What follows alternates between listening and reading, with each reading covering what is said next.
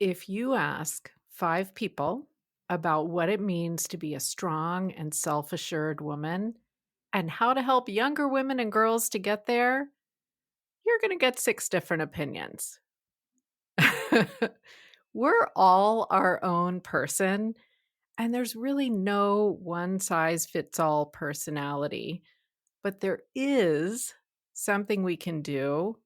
Maybe I should say there are things we can do to influence the next generation in a positive way. And even more importantly than do, who can we be? How can we think to make sure we're making that difference for younger women?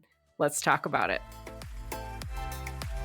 Welcome to Mind Your Midlife, your go-to resource for confidence and success, one thought at a time. Unlike most advice out there, we believe that simply telling you to believe in yourself or change your habits isn't enough to wake up excited about life or feel truly confident in your body. Each week, you'll gain actionable strategies and, oh my goodness, powerful insights to stop feeling stuck and start loving your midlife. This is the Mind Your Midlife podcast.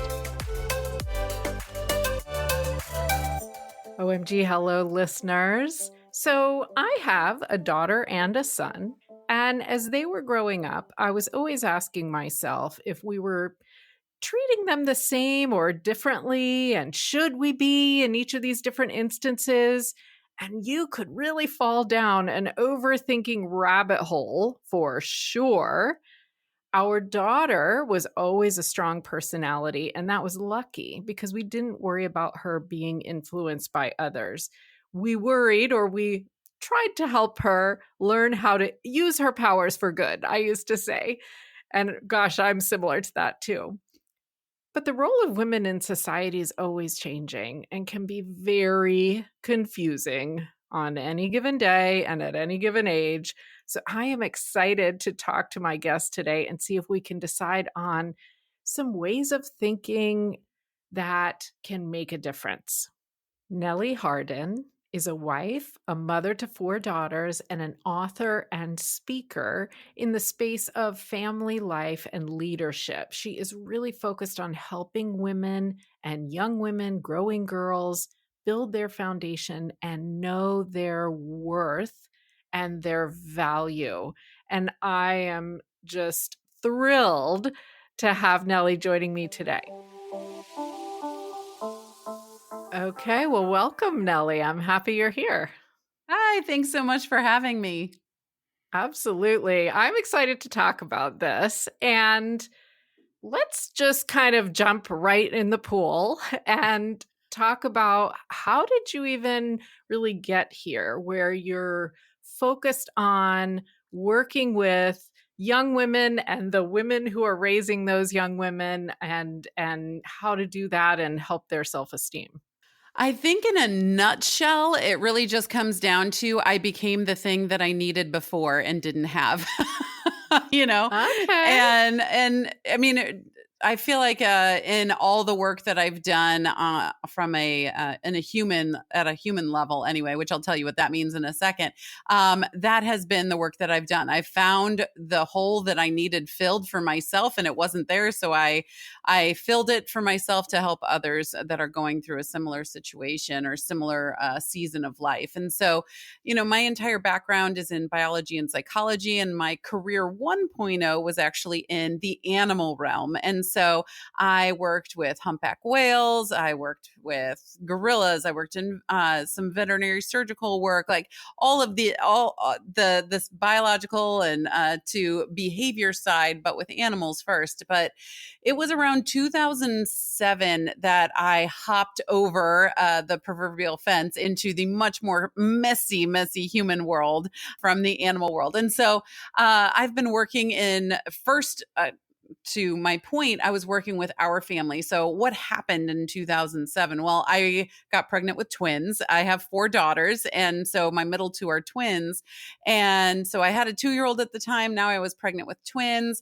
And then not too long after it, within a year, I was pregnant. I retired from all animal stuff because let me tell you, when you are pregnant and especially pregnant with twins, any smell that comes from anything to do Oh, with animal anything is revolting, to say the least. And so I retired from all of that, and I needed a more stable schedule anyway, because working with large animal, especially if you're traveling, is just difficult for family life. So anyway, I retired from all of that. But within a year, my husband was diagnosed with a cardiac condition that was a congenital problem, but we had to make a lot of changes within our family.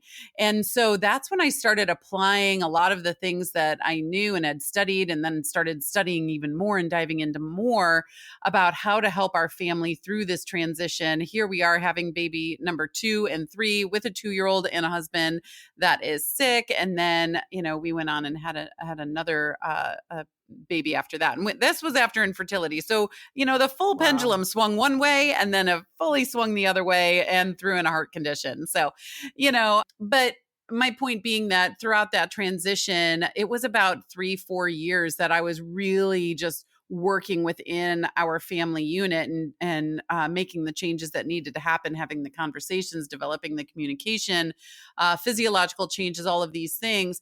And then I was really, there's no other word for it except for called to get out there and help other people that were trying to work on positive family disciplines, and what that Mhm. looked like, and how to transition from where you are into a better space with positive family disciplines. And so that's what I've been doing out in the public then since about 2010 to 2012, is when I started doing that and refining where I am now. Now, like I said, I have 4 daughters. So, and being a woman myself, it just is where I naturally landed, of Mhm. course, to be helping people raising young women, especially because my own story of when I was an adolescent.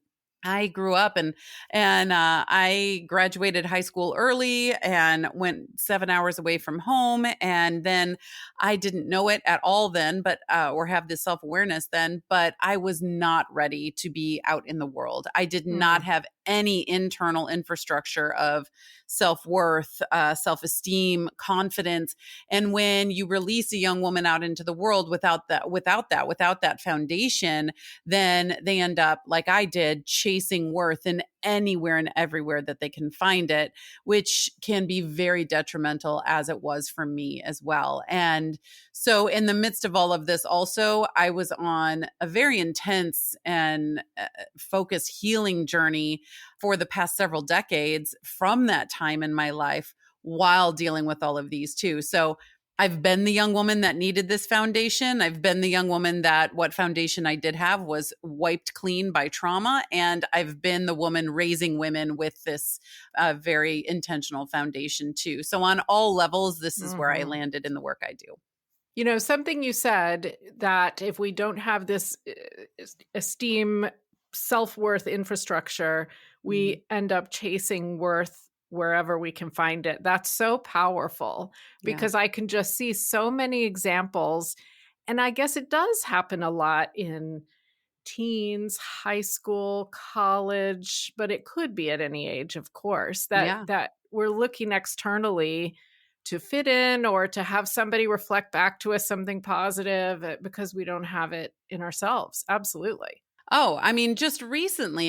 This has been a lifelong endeavor for me.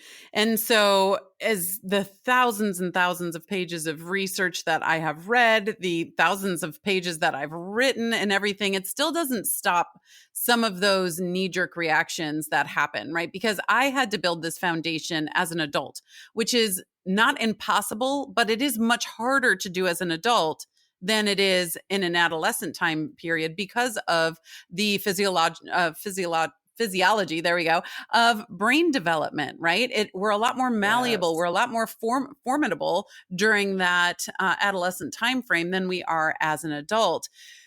But like I said, not impossible, but just harder.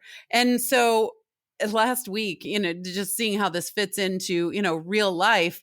Last week, I was somewhere and this woman walks in the room, and it is just this woman that can just zap everything out of me. And she's not a bad person. Mm. It's just that when I am around her, I feel worthless, to be quite honest and transparent, and to be vulnerable like that. And I really encourage, I was running a workshop on Saturday to, I was like, I'll go first and I'm going to be the vulnerable one here, because that's how we can grow, is through vulnerability, right? But like I said, a couple weeks ago, or last week, I guess, this woman walked into the room and I was like, wow, that's so crazy that power can still be in me. I just fall back to that Swiss Mm. cheese knee jerk reaction foundation, that I had, that was full of holes and so frail before. And then I have to remind myself, no, this is the work we've done, Nellie. This is where I am Yes. now. Right. And so it's easy to fall back, but if you have the right tools, you remember, wait, this is where we are now, right? And Yeah. not to be down on yourself about that, or to feel, shame or guilt about that either. It can be an honoring reflection of where you were and where you could stay, but where you are now and where you can build to. I love, love, love that angle. And actually, when I was first learning how to change the way I thought about myself years ago, the coach I was working with said, "Stop, stop thinking that you're going to graduate from this. Don't Mhm. graduate from this. This is always the work you're doing. You're always checking your mindset, adjusting, growing, always, forever. Like that's the work." And it helped me so much to know that because I wanted to like get an A in that course, totally healed and perfect. Yep, I will never feel that way again, ever, and that's just not reality. Yeah. Well, the other things that we've been chatting about are bringing up a few things in mind. I was talking with a friend recently who said, "Yeah, I wish that back in I think she was talking about her late teens, early 20s. She said, anybody who really liked me enough to want to date me, I couldn't understand why they would, and I thought that meant there was something wrong with them, and I shoved them all away, and I wish I Mm, had known differently then." So there's just so many ways this can show up for sure, but that one struck me absolutely. really. Yeah, Yeah. absolutely. That's a form of self-sabotage right there, Yeah, right? absolutely. So when you are working with girls, young women, the varying ages, are you working with them and with their mothers, their parents? Does it go both ways? Absolutely. I mean, ideally, in Nellie's ideal world, I would take every, parent that is and it's not just parents, it's also leaders, right? Mhm. If you're a teacher, if you're a coach, if you're a youth leader, anyone that is impacting and influencing the life of an upcoming generation, right? This pertains to you, especially. It's just with parents, we're around it 24/7. Right. And there it's around at 11:30 p.m. and at 6 a.m. and 3 p.m. all the time. But the point is, yes, so I would love to take everybody and teach them together how to build worth, esteem, and confidence, because it's one thing for us to all hear, we should have it, right? There's all the shoulds, right? You should have worth, you need to have worth, you should have esteem, and all of these things. But okay, that's great, but how do we logistically actually build that? And that was the hole that I came in, and I was like, I need to figure out the actual blueprint framework for this so people can do it. And it's different for everybody too, because every single person is different. And so that's what I've been able to do and what I teach people. It is one framework with a different outcome for every single person. But what I do work with just adolescents, and I do work with just adults, and ideally I work with both. And here's why. What I found was, when I'm working with just adolescents, if they go home and they are like, "Oh, I learned this and I want to try this," and the parents or the leaders aren't on board, then it doesn't really go anywhere, right? Because there's this hierarchy differential there that's like, "Oh, you're just a kid, you're learning this thing, great." And a lot of times there's an issue there. And if I'm just teaching the parents and they go to the child and say, "Oh, this, is so cool," the kid is many times like, "Oh my goodness, it's another thing my parents are trying to do." And it's Mm. just the wah, wah, wah, wah, a type of Yes. mentality. And so as far as the child goes, that third party validation, it's not just mom and dad's idea, this is coming from someone else, is very, very important. And so that's Mhm. why it's ideal to have them work together. And, I have a program called Take the Lead that is a self, driven a video series, but there's parent stuff and there's kid stuff and there's stuff to do together for that reason. I think it's really important that they work together with a third party source. Yeah, I can see what you're saying because I have 2 kids who are now in their 20s, 1 girl, 1 boy, and I'm just remembering my daughter in high school.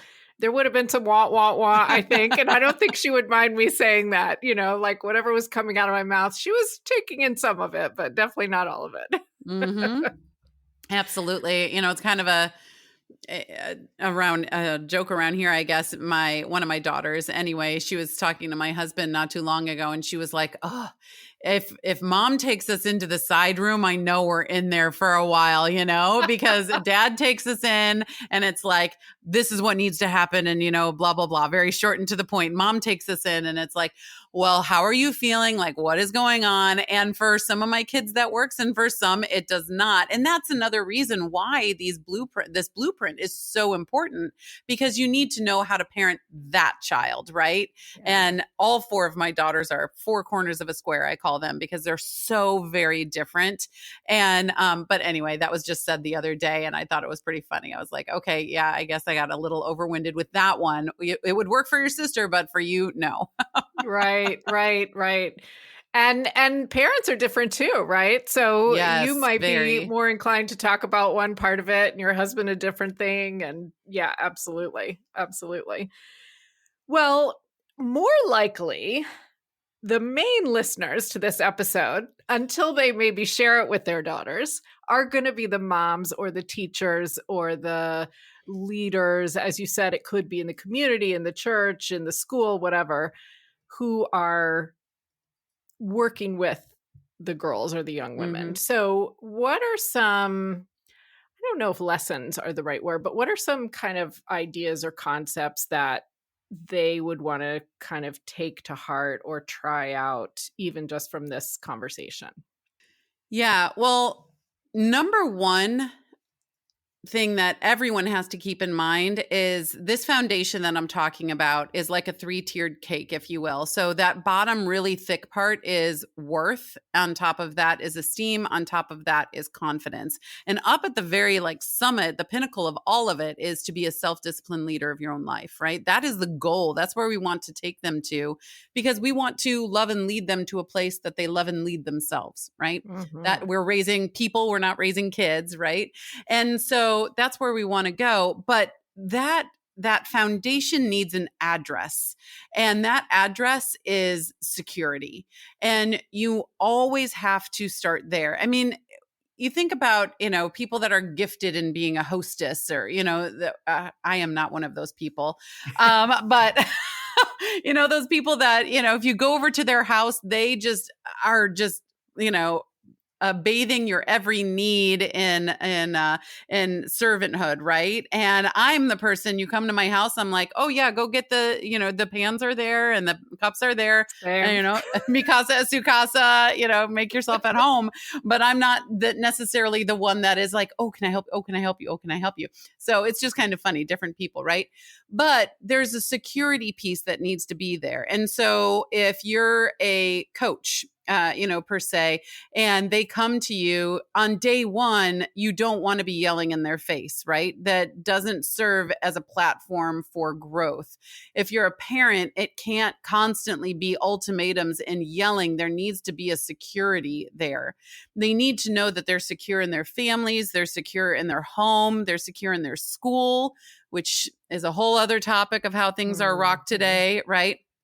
But security is really important, and meeting those basic needs. I always say, I'm writing a book right now, and in the book the other day I said, you'd be shocked how far a small bag of cheese crackers can go, as far as laying the foundation for trust in a connection between you and Hmm. somebody, you and a student.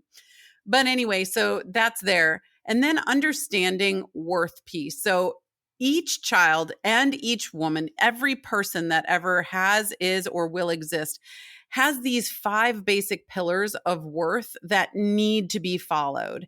And that is, they need to be seen, and they need to be heard, and they need to be loved, and they need to know they belong, and they need to have a purpose.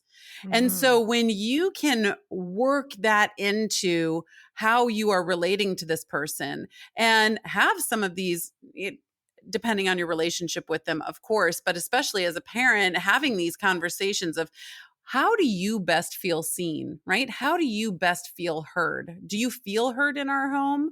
If not, can you tell me some ways that I can help you feel heard more often, right?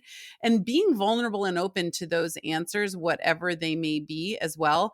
But those 5 pillars of worth are going to set you up leagues beyond anything that you might have going on right now, right?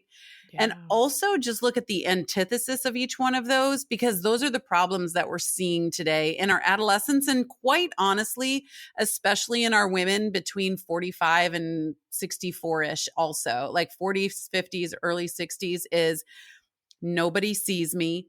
My Mm. ideas are not being heard. Nobody hears me. I'm invisible. I'm mute, right? I do not feel loved. I do not feel like I belong here. I want to run away. And what is my purpose now? I don't have a purpose. And so Wow. we can really relate to them, especially as a middle-aged woman raising these adolescents. They're in 2 different camps, but we're both feeling that way. And if we can come together and be vulnerable and open and let them know and have them let us know, we can really connect on that level too.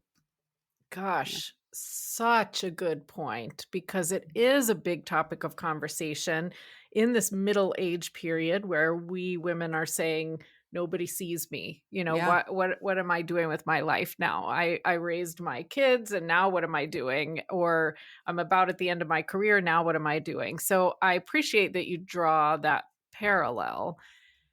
Interesting. Yeah. Yeah, absolutely. But so that's what we need to build. What we need to keep an eye out for are the roadblocks to that. So there are roadblocks to worth, and they are, very much comparison. Comparison is Mm. always going to be a roadblock right there. And today, more than ever, because we have the wonderful social media that is Social all media. around us all the time, right? So there is comparison, there's perfectionism, right? And always trying to be better and be perfect. And perfectionism is a lie, but it doesn't stop us from striving for it, head on. There's also people pleasing and trying to be the chameleon effect, right? Like I'm this way at church, I'm this way at school, I'm this way at home, I'm this way with this person. And that gets exhausting. And then you can start to forget who you are in between. Mhm. Wait, oh wait, I have the wrong mask on right now, right? Hold on, let me reframe that, right? And that gets just exhausting. And to our point that we were saying earlier of, you don't feel seen because you've been wearing so many masks. And identity shifting, distraction is another one today. We are so distracted by everything today. And if we could really just focus on making our life more simple, we could get back to more simple emotions as well and really ground ourselves in that. But we're getting a steamrolling toward more complicated chaos, distraction in our worlds, which is being felt internally as well. Yeah, everything is faster and faster and faster. And either we're worried about trying to keep up and we're on the devices and everything, or we're just kind of distracted by the idea that we should be, maybe. Yeah. Yeah. Yeah. Yeah. A Absolutely, Yeah. or distracted that we shouldn't be, and, I mean, the Yeah. fact that they have boxes that you can lock your phone in now that, time out, it's like, wow, we've gotten to that point that we have to have a phone jail, that no one can break into, and then, you hear these stories of some kids or honestly some adults as well breaking these boxes open because they're like, "Nope, this is ridiculous, I want my phone back. I'm not going to wait 15 minutes," you know? Yeah, gosh. So, something that sort of popped up for me when we were talking is I love the idea of being able to speak with teens. And probably I'm thinking about my own kids, but again, students, whatever, about what would they want me to do for them to feel seen, or how could they feel Mm, seen or mhm. heard? However, what would you say to someone who is hearing that and thinking, I just can't imagine my teen wanting to have that conversation? Like, I would get an eye roll and they would leave the room. How do you have any advice on kind of getting their buy-in a little bit, starting a little bit with those types of things? Yeah, it doesn't have to be a formal, how do you feel seen or what have you. Recently, I was having let's call it intense fellowship with one of my daughters. And so, we were talking. She was upset about something that we have a healthy boundary around, but she was not seeing it as a healthy boundary. She was seeing it as a stripping of her freedom, right? And so she kept saying, "You're not listening, you're not listening, you're not listening." And which to her meant, you're not abiding by what I want, right? And so Mm, just helping her define her own terms. And when I ask, when you say we're not listening to you, because we obviously are, we're all sitting in the kitchen, you've been talking for the last, 15, 20 minutes. We are listening to you. And then because there's a difference obviously between hearing and listening, right? mhm, mhm. And there's many times when I'm talking to my daughters and I hit the what I call the yes ma'am wall, and that is when I know they're just hearing me. So I'm like, so this, yes ma'am, yes ma'am. Yeah, I was like, you're not Right. listening to me anymore, right? And so I let her know. I said, that's not what's happening. You're saying things and I'm responding and I'm taking what you're saying into consideration. But what is your definition of us listening to you? And she said, Mm, well, nothing's going to change. I said, well, maybe or maybe not, but that doesn't mean I didn't listen to you. So just helping her mm. define her terms and what she's talking about. It's not like I sat down and said, and used psychological speak, if you will, and said, how do you feel heard in this moment right now? Right, right. I was just helping her define her terms and what we were going through there, because then she can start to unravel some things. And another thing that is really, really helpful to use sometimes when you're talking to adolescents, and honestly, when you're talking to anybody, is something that a trick I use called a clarity board. Okay. And it doesn't have to be a board. I just called it that because of a dry erase board I used once, but it could be a piece of paper too. So when people are taking in information, that is learning. And when people are putting out information either through words or actions or anything, that is teaching. It's this constant ebb and flow breathing of information out of our lives that happens every moment of our life except for when we're Mhm. sleeping. And so when we're taking it in, we take in things differently. Some people are, visual learners or auditory learners, right? On all of these things. There's four main ones, but there's a host of other smaller ones, and Mhm. we're all different on the spectrum of this. But many times in a conversation, words and ideas and intentions get lost in the comeback, right? Because you're listening and then you're like, "Oh, what am I going to say in response to this? What am I going to say Yes. in response to this?" And then you're not actually hearing at all what they're saying. And so something you can bring in is actually writing down your top 5 ideas that you're trying to get through and showing it to them, because then it's not just auditory, it's also visual. They're pausing, they're not thinking about how they're going to retort to something, right away. And they could be like, oh, that's what you mean Mm. by this, right? I had another conversation with someone recently that, we're trying to see what is the healthiest way to go forward with them for school as far as a class, right? And I am trying to set them up for success, but they see it as you're telling me I'm not good enough. And I was like, that is not at all Mm. what I am saying, right? And so just really listen, ask a lot of questions, but above all, stay calm, be curious, and connect with them and cultivate a conversation, a tennis match going back and forth with your words, but produce clarity at the end of this. Because if you don't, it's guaranteed that you're going to reschedule this for next Tuesday again, and maybe the next day and the next day. And Yeah. so there has to be clarity at the end. Yeah, yeah. I love the board idea. I love that. And I'm imagining even being in an argument, like with my husband or something, if we had written down a couple things that we wanted to Yeah. talk about, it feels like it would de-escalate before it even started a little Yeah. bit. Yeah. Yeah. Absolutely. It just is a I don't know about you, and this is a total aside, but my husband likes to talk at night. I cannot talk at night. If it is post, Mm. 6 p.m., my brain is not in a functional space to have deep, hard, meaningful conversations. But there's my husband at 10:30 at night going, "So we need to talk about this." I'm like, "What? No, I don't work right now." And then and he keeps going, and then I'm going, and I tell him outright, I'm like, I'm going to say things I really don't mean or understand right now because my brain is not there. Let's push this to lunch tomorrow or something Yeah. and have this conversation. But just getting to know yourself, getting to know what your spouse is, and your children, and people you lead, and having the agency and respect to be able to hold that space for a successful conversation is really essential. Yeah. And it strikes me that underneath all of this is us knowing that we have our own worth and coming from a place of not needing anything from them, right? Yeah, That's yeah. that's a underlying it all. Absolutely. And we have to know that, and not just hope that we have worth, or not just be told we have worth, but actually truly intrinsically know that we have worth, that we are heard and seen and loved, belong, and purpose by something much bigger than any human that is just around us right there.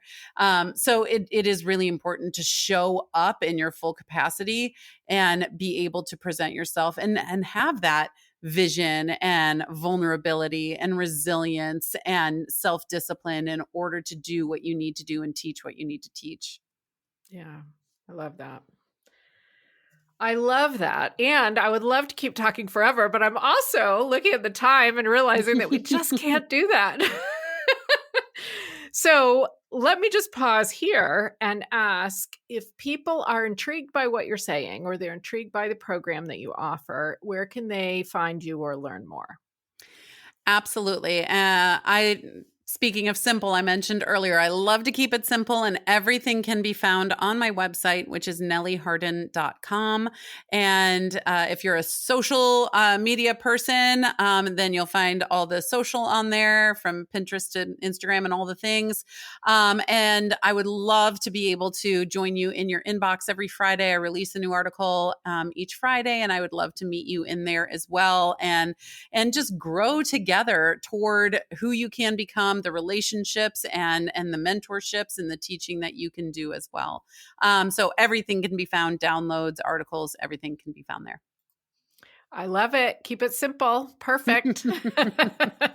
I'm working on that too, simplifying actually. So, as we wrap up, then what would you say is the one key thing? Sometimes I call this the OMG moment hmm that's most important for somebody listening to remember. I just want everybody, like, push in to where you're listening to this right now. And I want to tell you that the world absolutely needs what you have, what you've been equipped with to share with the world. The world Mm. needs that. And so get out there and share it. Whether that is a gift that you have, a message that you have, a service that you have, whatever that is, no one ever has, is, or will be created exactly like you.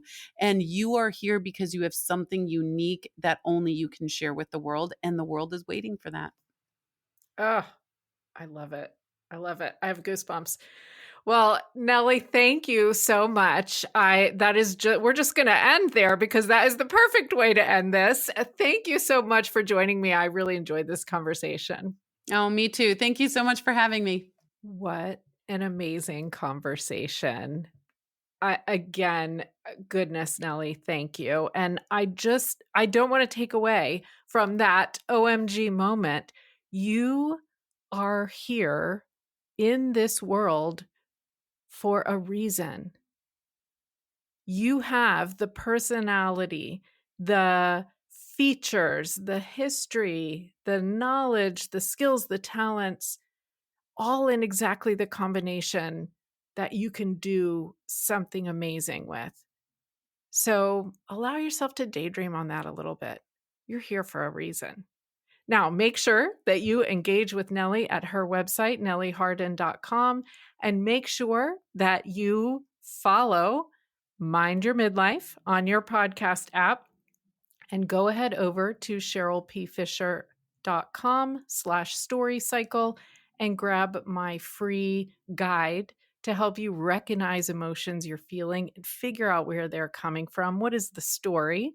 And coming up in episode 6, our next episode, we are going to go further into the joy. You heard us talking about worth today. You heard us talking about all the issues that we face that get in the way of that. Well, what if laughter could help? And specifically, laughter yoga. So I'll see you on that episode. And oh my goodness, let's keep creating confidence and success, one thought at a time.